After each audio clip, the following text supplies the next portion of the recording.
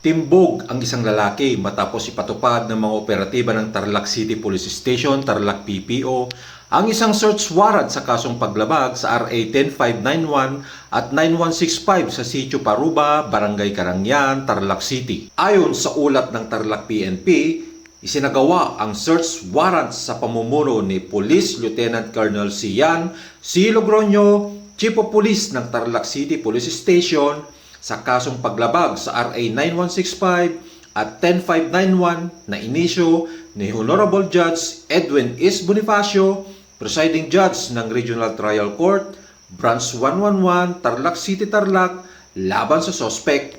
Nakumpiska sa nasabing operasyon ang isang pistol kalibre 38 na may lamang 4 na bala, isang pakete na naglalaman na hinihilalang shabu, isang maliit na kulay itim na weighing scale, isang rolyo ng aluminum foil, blue lighter at iba pang mga drug paraphernalia.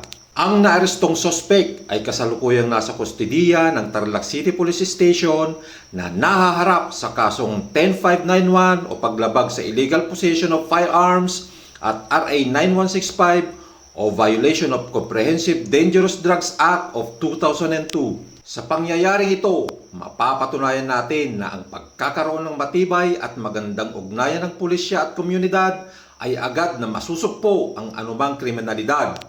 Mula dito sa Tarlac Police Provincial Office, ito ang inyong PNN correspondent, Police Executive Master Sergeant Delphin Francisco de la Cruz, alagad ng batas, tagataguyod ng balitang pulis.